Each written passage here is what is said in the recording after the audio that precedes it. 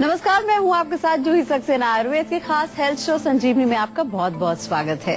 Life में हमेशा रहें ऑल इज वेल, इसी तमन्ना के साथ हम हर रोज अपने शो संजीवनी में किसी एक परेशानी या बीमारी की चर्चा करते हैं और आपकी तकलीफों का आयुर्वेदिक निदान बताते हैं। और इसमें हमेशा की तरह हमारा साथ देते हैं विश्व प्रसिद्ध आयुर्वेदाचार्य डॉक्टर प्रताप चौहान जी। डॉक्टर साहब, बहुत बहुत स्वागत है। Thank you very much. आजकल की बदलती लाइफस्टाइल की वजह से सबसे ज्यादा बीमारी हो रही है वो है दिल से जुड़ी बीमारी। वहीं एक सर्वे की माने तो दिल का दौरा हर 3 में से 1 इंसान की जान ले लेता है। तो आज संजीवनी के एपिसोड में हम चर्चा करेंगे कि आप अपने दिल को कैसे रखें दुरुस्त, ताकि हार्ट से जुड़ी बीमारी हमें छू भी ना सके। साथ ही संजीवनी टिप्स में जानेंगे ब्लैक हेड्स के घरेलू उपचार के बारे में। लेकिन उससे पहले जान लेते हैं क्यों हो जाती है दिल की बीमारी।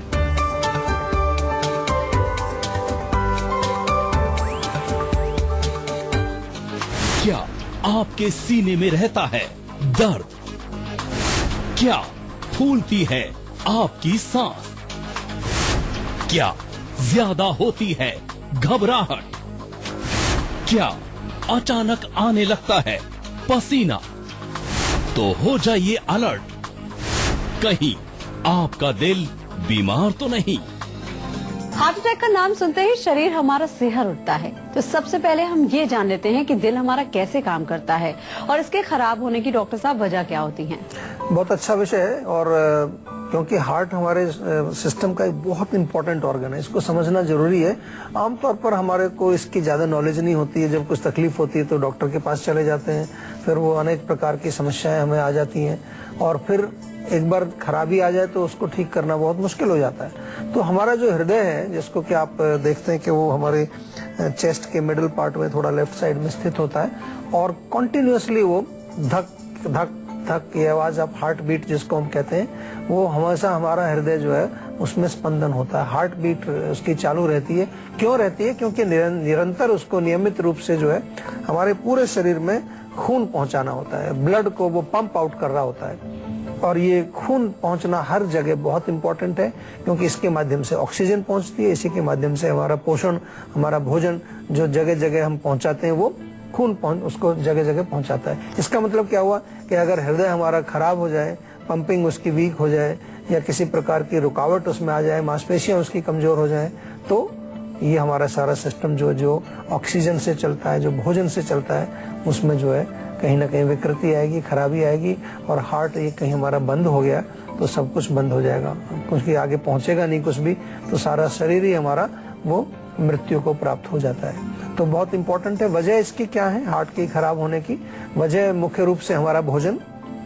अगर बहुत ज्यादा हम चिकनाई का सेवन करते हैं, तली हुई चीजों का सेवन करते हैं, वो इसमें एक बहुत बड़ा रोल प्ले करता है। एक्सरसाइज यदि हम नहीं करते हैं, बैठे रहते हैं, सेडेंटरी हैं, वो एक बहुत बड़ा रोल प्ले करता है। इसके अलावा स्मोकिंग यदि आप करते हैं, तंबाकू का सेवन करते हैं, किसी भी प्रकार का नशा करते हैं, आप अल्कोहल का सेवन करते हैं या कोई और भी मादक द्रव्य आप सेवन करते हैं, वो हमारे हृदय को डेफिनेटली नष्ट करते हैं, इसमें कोई शक नहीं है किसी प्रकार का।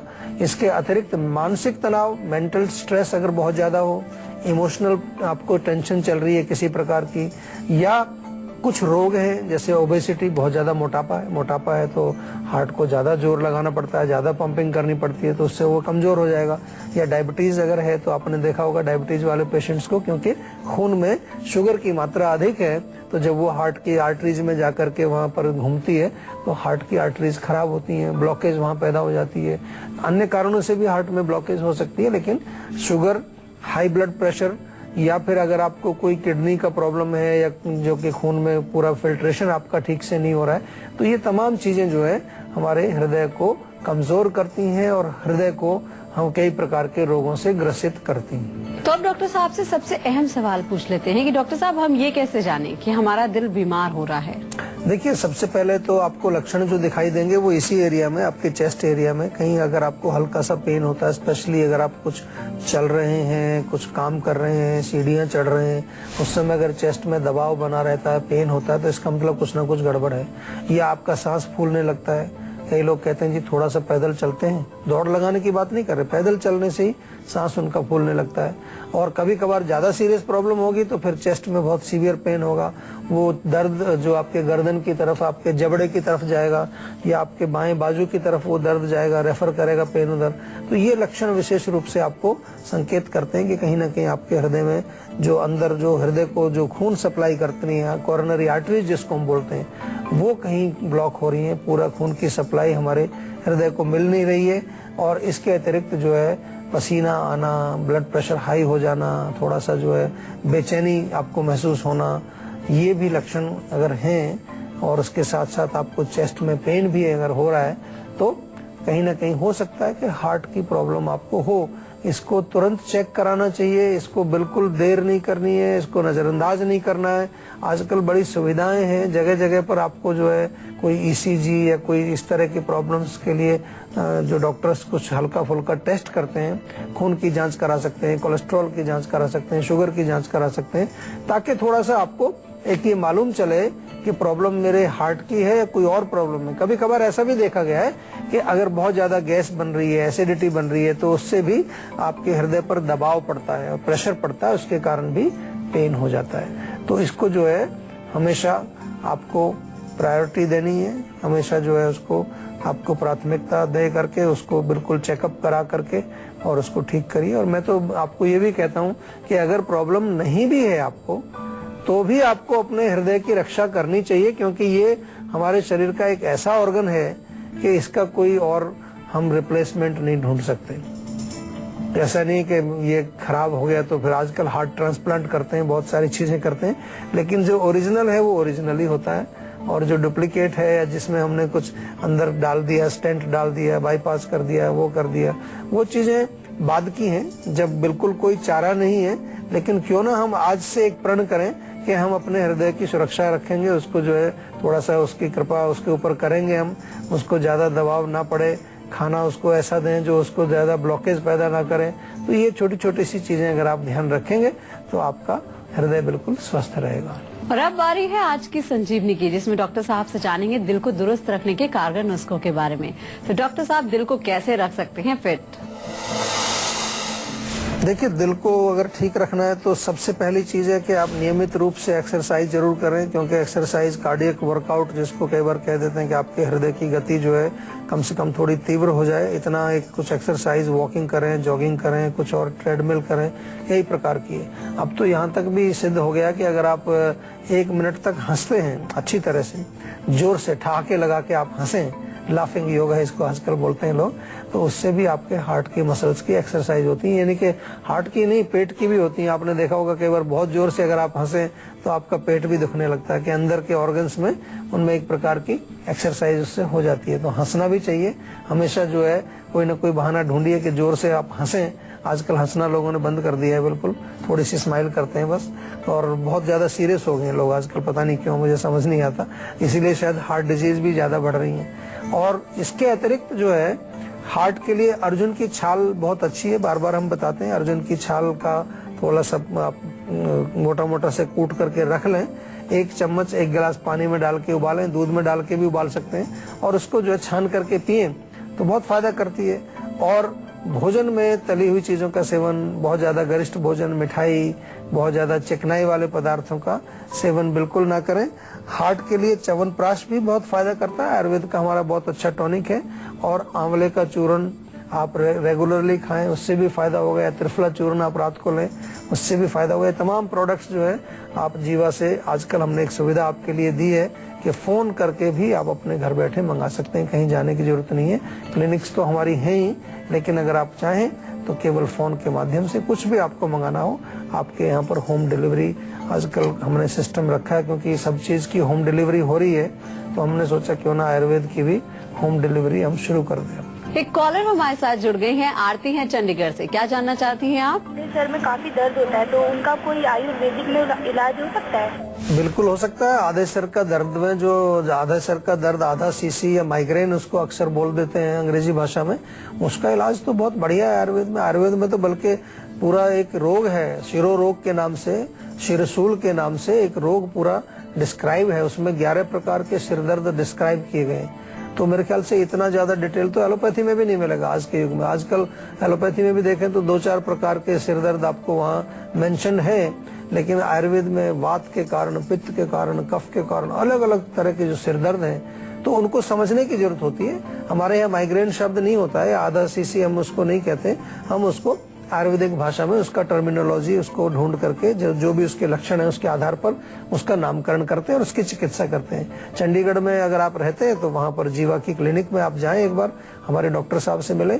इन द मीन टाइम एक छोटा सा नुस्खा आपको बताता हूँ, बहुत कारगर है, और जिन लोगों को भी माइग्रेन होता है या आधे सिर में दर्द होता है, ये इसका प्रयोग कर सकते हैं, बहुत बढ़िया काम करता है। केसर ले लीजिए 4-5 दिन के, देसी घी में मिला के थोड़ा हथेली पे रख के, कटोरी में बर्तन में रख के उसको थोड़ा सा मसलिए उसमें, ताकि केसर के गुण घी के अंदर आ जाए। आप केसर को निकाल लीजिए, उसको दूध में डाल के अलग से पी लीजिए आप, और ये जो घी है इसको नाक में आपने डालना है, दोनों नासिकाओं में 4-4 बूंद रात को सोने से पहले एवरीडे।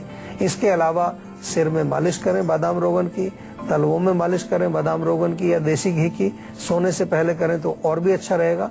और खाने पीने में पित्तवर्धक चीजें बंद करनी पड़ेंगी। बहुत सारे ऐसे पेशेंट हैं जिनको हमने देखा है कि वो जब भी शिकायत करते हैं कि जी जब भी हमको माइग्रेन होता है, सिर में दर्द होता है, तो हमारे एसिडिटी बहुत ज्यादा बढ़ी होती है। तो एसिडिटी को कम करना, एसिडिटी को ठीक करना भी इसका एक तरह से इलाज है माइग्रेन का। एक कॉलर हमारे साथ जुड़ गए हैं, अशोक है मुंबई से। क्या जानना चाहते हैं अशोक आप? नमस्कार डॉक्टर साहब। नमस्कार जी। डॉक्टर साहब, मैं एक इंजीनियर हूँ जी। सारा दिन मुझे एक्चुअली ऑफिस में एसी में बैठना होता है। अच्छा जी। पिछले 3 साल से नाक की प्रॉब्लम आ रही है। जब भी शाम को बाहर निकलता हूँ तो बहुत ज्यादा छींकें आनी शुरू हो जाती हैं जी। सिर में बहुत तकलीफ हो रही है, मतलब ये मेरे काम को भी इफेक्ट कर रही है। डॉक्टर साहब क्या करूँ मैं? जी देखिए, आप में जैसा आपने बताया कि ऑफिस में एसी चलता है, उसके कारण प्रॉब्लम होती है, ये चीज मैंने भी बहुत कॉमन देखी है। खास तौर से ये हमारे यहीं पर ज्यादा देखने को मिलती है भारत के अंदर, कि एसी जब ऑफिस में चलाते हैं तो बहुत ठंडा कर देते हैं उसको।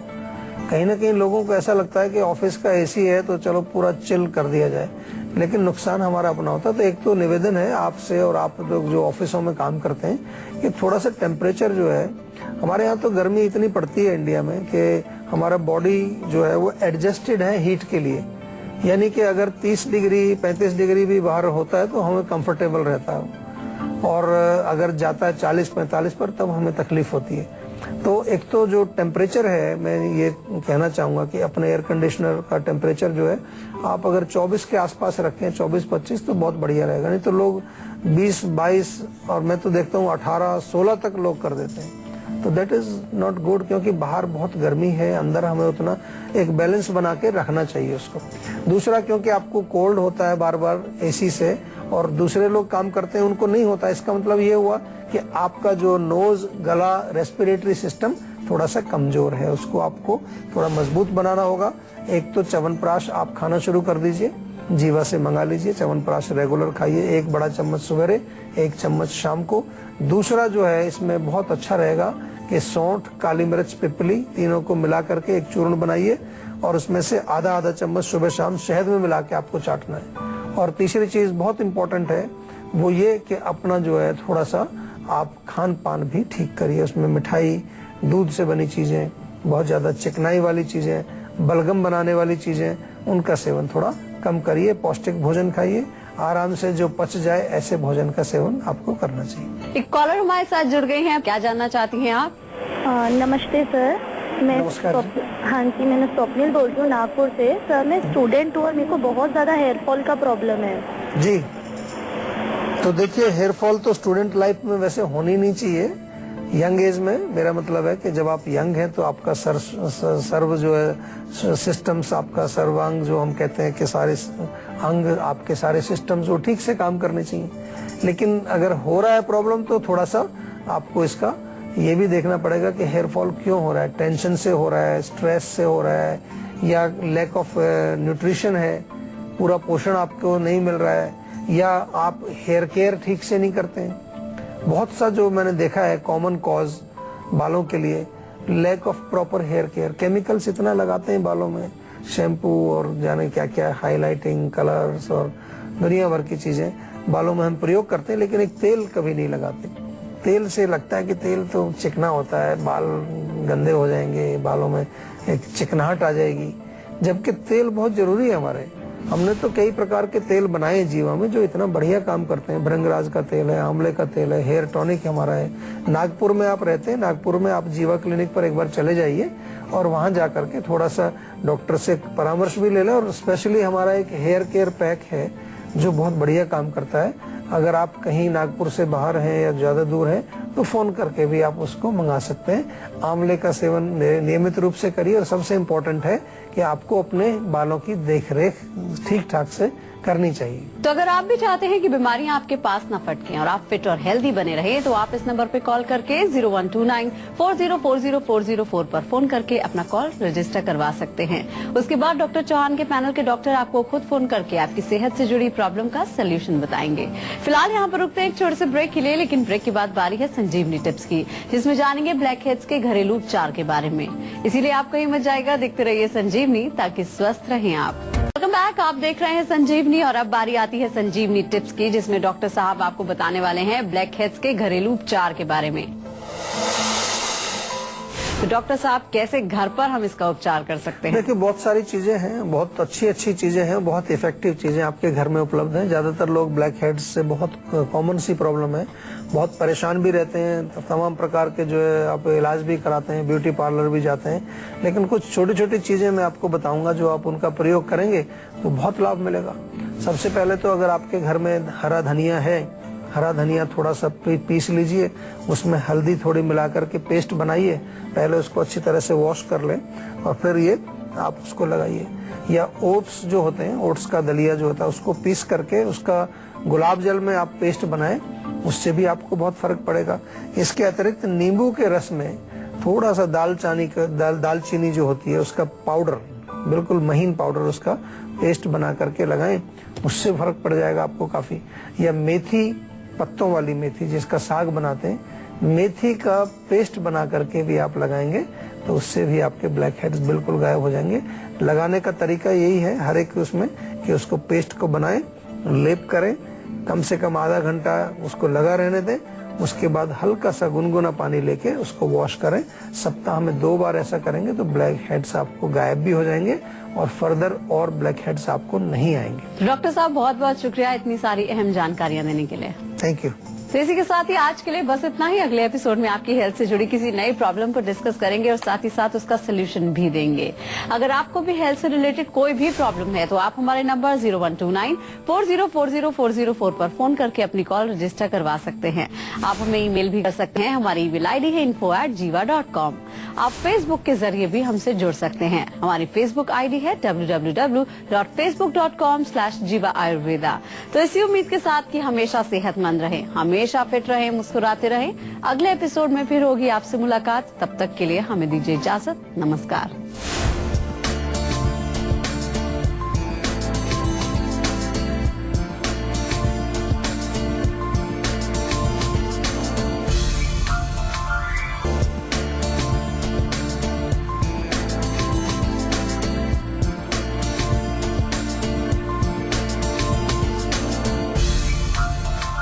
जीवा